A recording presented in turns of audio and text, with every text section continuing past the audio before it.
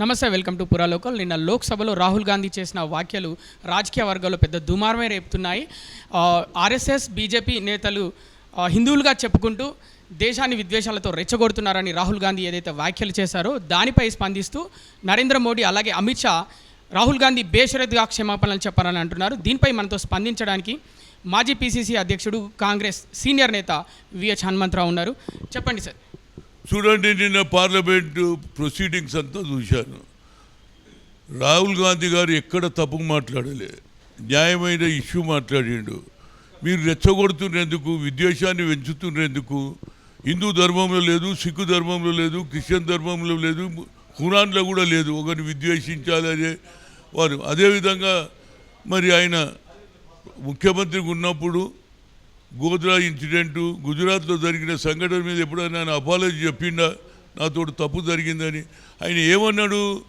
మీరు ప్రశాంత వాతావరణం హిందువుల పేర్ల మీద హిందూ పేరు చెప్పేసి రెచ్చగొట్టడం ఏంది, విద్వేషాన్ని ఎందుకు పెంచుతున్నారని అన్నాడు. తప్పేమోలే, ఆయన ఉన్నది ఉన్నట్టు మాట్లాడిండు, వాస్తవాలు మాట్లాడిండు, అదే అన్నాడు. దాన్ని అపాలజీ చెప్పడానికి ఇలా పురంధేశ్వరి అని ఆయన అపాలజీ చెప్పాలంటున్నాడు. అమ్మ, మరి నరేంద్ర మోడీ అపాలజీ చెప్పిండు. గోద్రా ఇన్సిడెంట్లో ఎంతమంది కూర్చోకోతకు వచ్చిండు. కర్ణాటకలో జరిగింది, అదేవిధంగా ఒరిస్సాలో కూడా జరిగింది క్రిస్టియన్లను.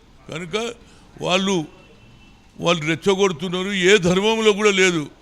ఒక మతం వాడు ఇంకో మతాన్ని రెచ్చగొట్టే సంస్కృతి లేదు.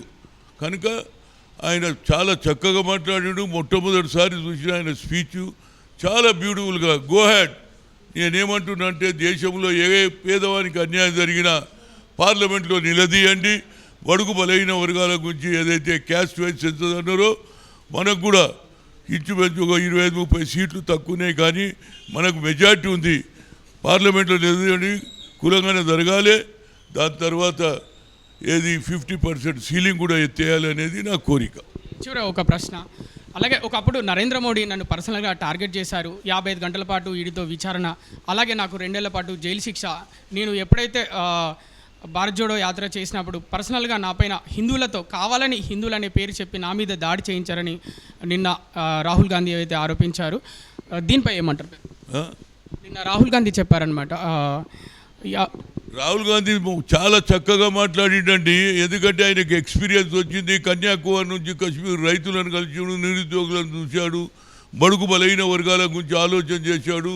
70 ఏళ్ళు అవుతుంది స్వాతంత్రం వచ్చి, ఇప్పుడు కూడా బడుగు బలైన వర్గాలకు న్యాయం జరుగుతలేదు. కాబట్టి క్యాస్ట్ వైజ్ సెన్సస్ చేయాలి, అది ఎక్స్రే అన్నాడు. పార్లమెంట్లో 50% 9th షెడ్యూల్ నుంచి తీసేయాలన్నాడు. ఇవన్నీ కూడా కాంగ్రెస్ పార్టీ నిర్ణయం తీసుకుంది. చాలా ఉంటాడు, ఎక్కడ తప్పు మాట్లాడలే.